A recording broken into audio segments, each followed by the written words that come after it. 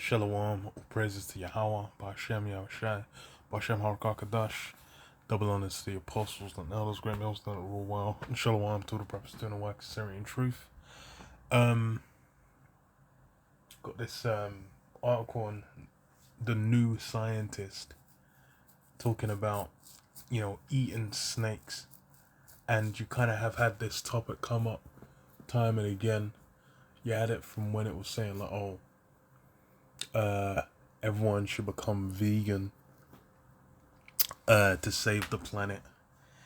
Then they're saying like, oh, you need to eat like the Franken, or even with that, with the vegan thing, they've been pushing it more with the Franken foods, where there's like the Impossible Burger, I think it's called, where you have like the burger that's meant to be vegan, but then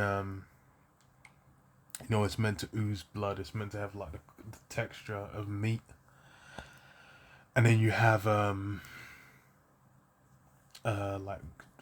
uh like fake chicken, fake cheese. All essentially, they've kind of like fashioned it so that you can more or less replace everything that would be you'll normally eat when you on a regular diet. You'll then have like a vegan alternative from it. That's like some Franken food that's been made in a lab. It's not like you're gonna be dealing with plants, roughage and whatnot. Pulse. Um, it's basically gonna be eating these ultra processed foods, but vegan versions of them basically. So the other thing is eating the shit made from like flies or insects or recycled like shit as well. That was one. And on now they're saying like snakes is the new push. So they said, should everyone start eating snakes to save the planet? And they said, well, pythons convert food into meat more efficiently than other livestock, and they can be fed on waste meat, which is the first thing that you should think like, oh, so they eat waste meat. So is that something you really want to be engaging with? And so you can have a snake and just feed it fucking dying rats, molding rat carcasses, and roadkill. Fucking hell. And then you're gonna feed this guy fucking flattened car tires burnt into his back fucking hedgehog. And then you're meant to chop that up and eat it, man. Like fucking hell, bro. Like uh that's but these are the things that are being discussed now. Because why? That's what it gets the minds of the people engaged with, and it's kind of preparing people to get to the point where we're like, okay, look, this food shortages, there's a famine, whatever. Okay, these are the things you can flock to. But the other thing that's gonna be there is gonna be that fucking cannibalism, man. So a lot of people are gonna be getting down with that. Okay, so it says pythons are farmed for meat in Southeast Asia. So it says, what kind of meat is the most sustainable? According to the study of farms in Thailand and Vietnam that raise snakes for meat, it might be pythons. And the thing is that sustainability is the angle they use, because that's the same thing they say. Oh, stop having kids, to save the environment. All these things that are based, and that's on the Georgia Guidestones, where it says maintained humanity under 500 million in, what was the word, not in something with nature, in balance or in something. That's kind of angle it was written of, like in like bringing down the numbers that of people down to that will then have apparently have everything in working in harmony. I think harmony might have been a word. But that's a big part of why these huge meat farms are inefficient is because they're basically industrial scale. When you deal with shit on like industrial scale, they're trying to maximize the amount of profit and money that can be made from it, which is why it works like that. When when you deal with, if you want to have the shit sustainably, you just have people deal with, have a local, each town or whatever, kind of have a local for each of these, different things that need providing, veg food, whatever, and they'll grow as much as is needed for that region, rather than like how you have it now, where you have mass, humongous, colossal scale farming of everything.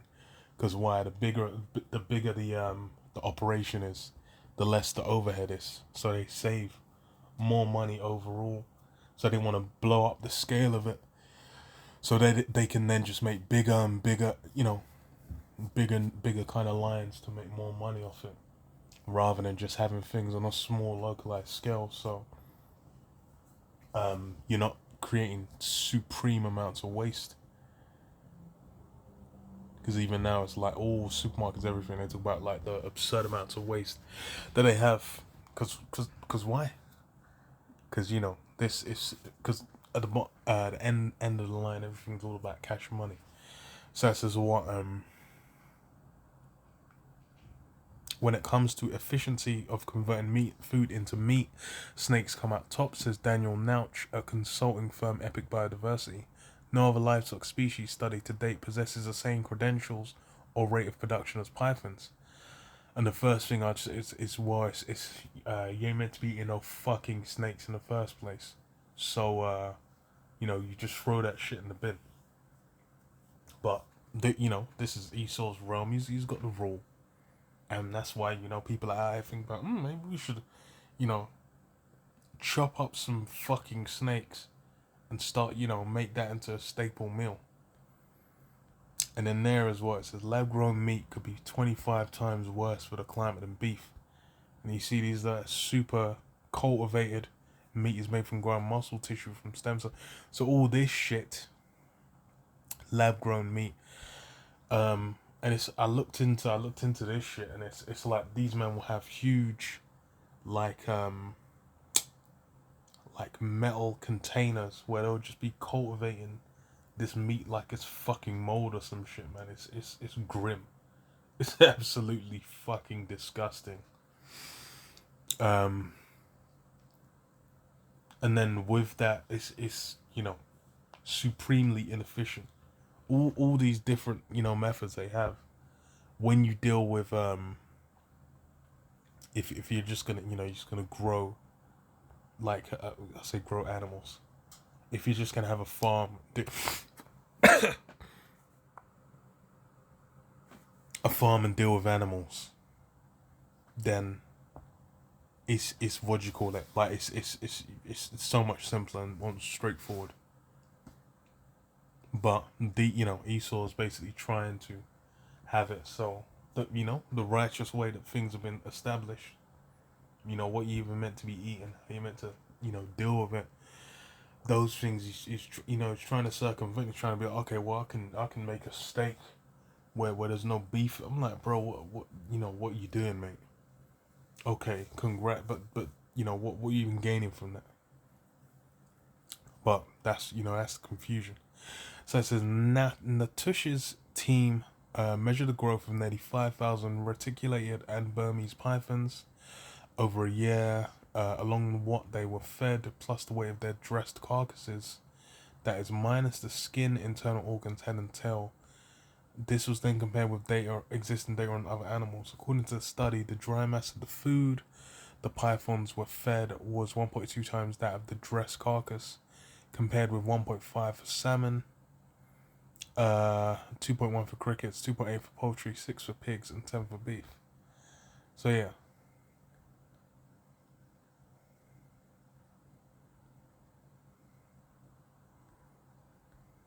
You need to read more of that. Because it hit the point. These guys are saying it's more efficient. But then, like you said, what they can be fed on waste meat. Like what, that alone tells you, like, what you're dealing with. But again, this is, in this modern world, the righteous approach. That's not something people have in mind. They're not thinking about things like, oh, what does the scripture say? They're thinking about what does Esau say, which is why these men are out here like, yeah, you can make this. And these men are only putting this out there because they're already farming it. They're trying to make, money off it and try and push it out. But hey,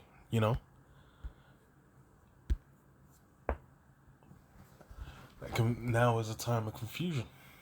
So Isaiah 16:2 it says, "What? For behold, the darkness shall cover the earth, and gross darkness the people. But the Lord Yahweh shall arise upon thee, and his glory shall be seen upon thee." Yeah, so darkness will cover the earth, and gross darkness the people. That's why you got people out here farming snakes, to eat them, because why, they're in darkness. And that's the thing is these heathenish practices. These are things that have been around from for the longest.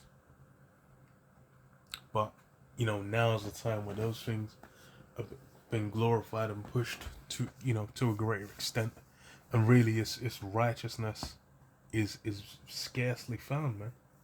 There's scant few places where you can find any form of righteousness. Because why? Because now's that time, man. Now's the time where it's all complete confusion.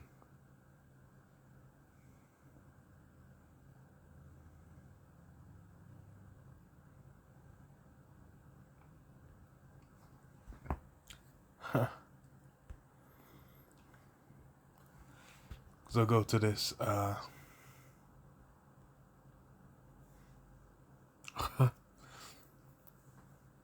2 Kings 6:24, and it says,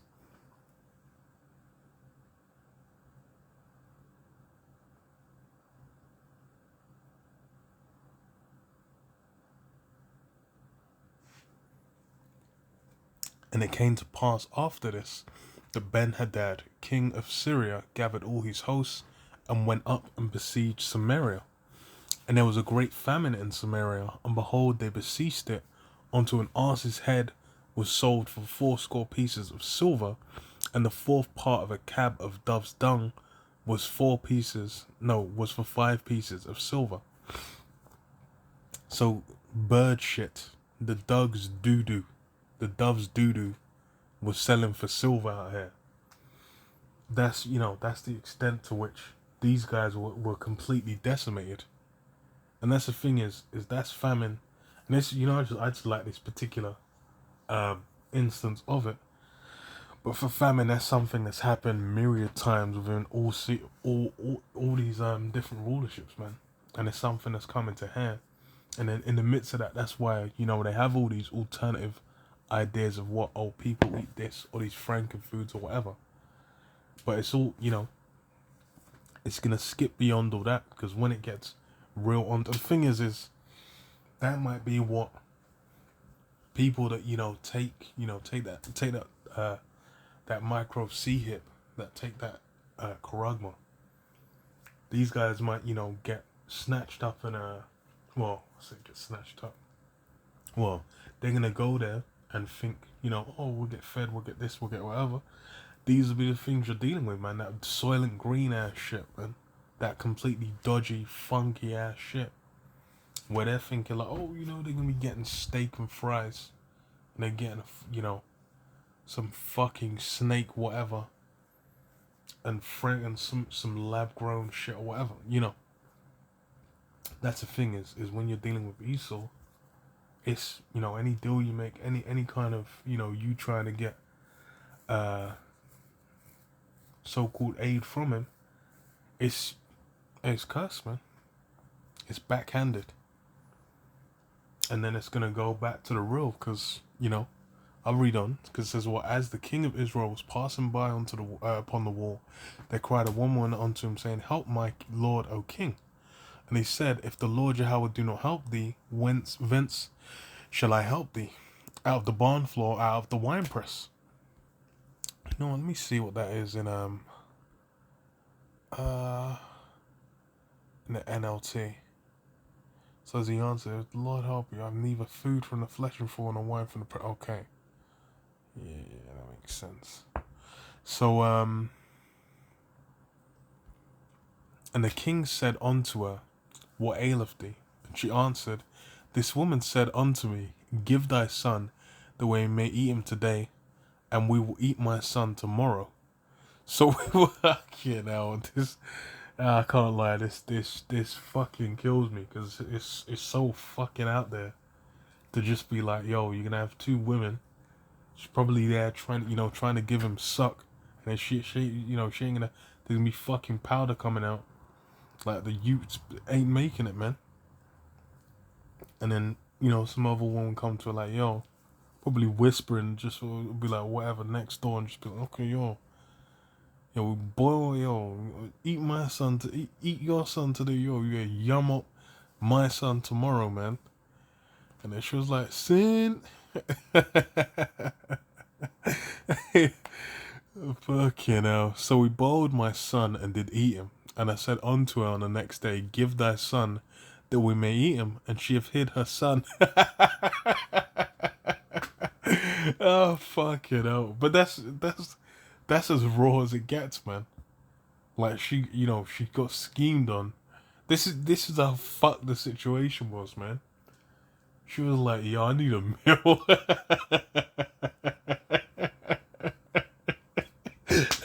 Fucking hell. And, bro, she boiled her son in the pot. Like, this is fucking insane, bro. Boiled the son in the pot and yammed him up, man.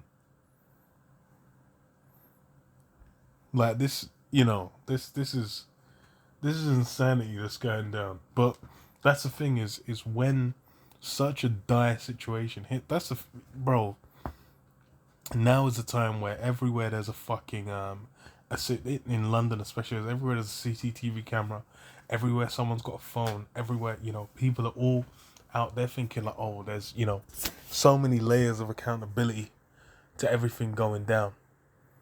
But let it get to a situation where they it's raw, it's real, and it's just them. They might be out in the sticks. They might not even be that remote. They might just be a bit further up.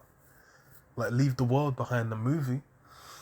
Like that would be like the suburbs, just kind of outskirts, somewhere just that far out, where it's a bit far. You have to go. You might need to drive to get to the next place or whatnot.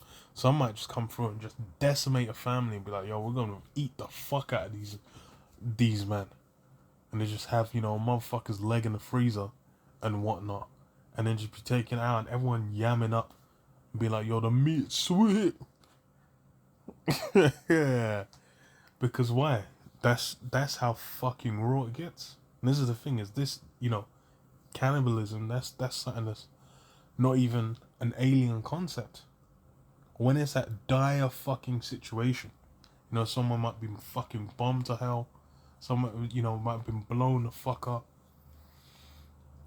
and then you're just like, they're just trapped underground or some shit. They might be trapped underground for like fucking, a week, and be like, yo, we ain't had shit. Then they start losing their minds, man. And that's the shit that goes down. It says she boiled so we boiled my son and did eat him, man. Yo. It says, and it came to pass when the king heard the words of the woman that he rent his clothes, and he passed by upon the wall, and the people looked, and behold, he had sackcloth within upon his flesh. And yeah, he rent his clothes, man. That's destroyed, because why? It was like, yo, Israel, yo, we done out here, man. They're fucking decimated. And these things are coming, man. Again, these raw realities.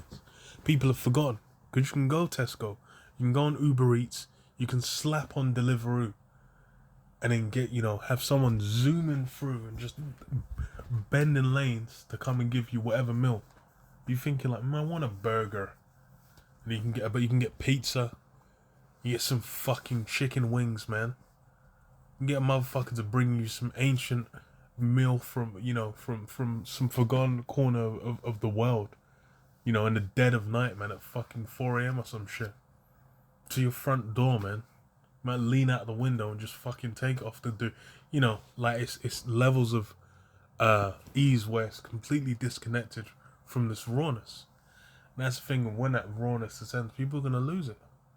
Because they're so far and away from how raw it can get. And it's funny, because with, I could just start off on the fucking snake meat. With these frankenfoods, with these dodgy ass meats.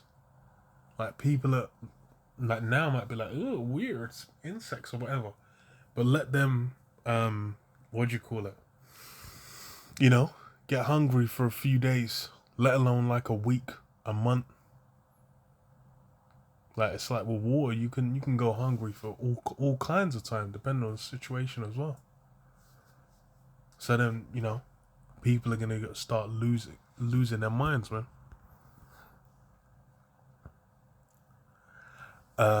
Ezekiel 5:15, it says, "So it shall be a reproach and a taunt, an instruction and an astonishment unto the nations that are round about me, when I shall execute judgments in thee in anger and in fury and in furious rebukes. I, the Lord Jehovah, have spoken it." I just remembered as well, it's like, even with the youth, like, dealing with the youths harshly, that's something where it's scriptures go into it. It's like, the Jake woman, how that motherly role has been, completely alienated from her. She's harsh towards the youth. So I was thinking of, like, there's a story of, I say story, there was a Jake woman that went out raving for like 4 days. I locked her youth up in the house alone, and the youth starved to death, man. She left the youth in the yard locked up, like 3-4 years old, something like that, young as fuck, and then just fucked off to go rave up in multiple towns. And she got thrown in fucking jail. That's the thing, is like, that spirit has been accentuated to where it's she'll have the youth and be like, fuck this. I need to eat. These things, when they return, and in their intensity, in a level of pressure and heat that haven't been felt in a hot minute, man, it's gonna be on top. It says, "When I shall send upon them the evil arrows of famine, which shall be for their destruction, and which I will send to destroy you, and I will increase the famine upon you, and will break your staff of bread." Yeah, when that staff of bread been decimated and ceased to be, then what? It's gonna be on top. A lot of people can't deal with hunger, can't deal with a lack, because they've had so much abundance, especially in the West. There's been supreme abundance. Everything, man. All the dainties and goodies comes to the West. But then what? When they ain't shit, bro, it's gonna be super heroic, man. How insane people are gonna be going, man. And that's the thing as well, it's not even just gonna be one thing.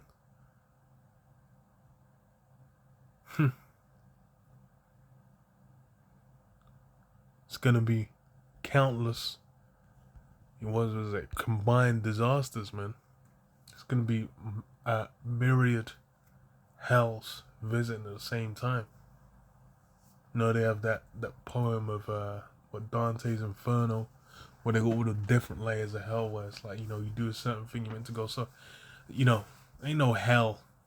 You ain't gonna be burning or freezing or whatever the hell, in hell. But when this, hour of temptation, the time of Jacob's trouble comes, people are gonna be feeling all different forms of hell experienced on the planet Earth, man. And it ain't just me limited to one, man. They might be getting overlap, man. Revelation 13:16, and he calls of all, both small and great, rich and poor, free and bond, to receive a mark in their right hand or in their foreheads, and that no man might buy or sell, save he that had the mark or the name of the beast or the number of his name. And yeah, that's, ain't gonna be able to buy or sell, ain't gonna be able to interact with the system. And that's the thing, is when you ain't, you're out of that, how most people get their food, bro. Who the fuck is out here? Thing is what? Here in the UK, like, we grew up, there would be like little allotments where it would just be like little patches of like earth where you kind of have, you might be able to buy like a 2 meter by 2 meter or 3 meter by 3 meter kind of little square, and then you could grow stuff in it. And like, you know, for some of the people, it's like there'll be people growing, like, you know, growing stuff out there. There'll be people growing stuff in their backyard, like just, you know, look, small herbs, plants, whatever. But it's nowhere near on a scale to feed yourself. Sort of, you know, you might have people out there kind of with, you know, their little thing with like farms and whatnot.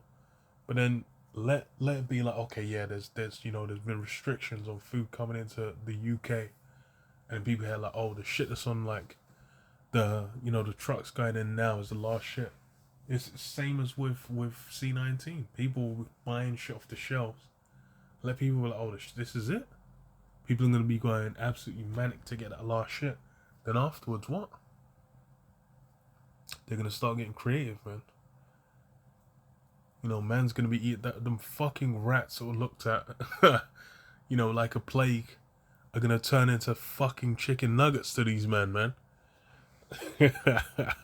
But hey, that's, you know, how it's gonna be. All these things. It's There's various things where it seemed alien or far off when you first heard of it. You're just like, oh, how are they gonna fucking bring in that? But it's like, even with C19, a lot of things just got pushed through.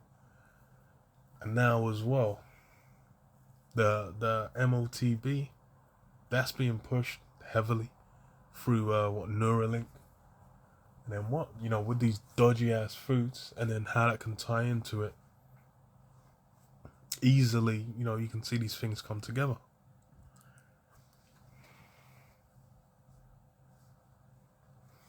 But yeah, it's peak. Um,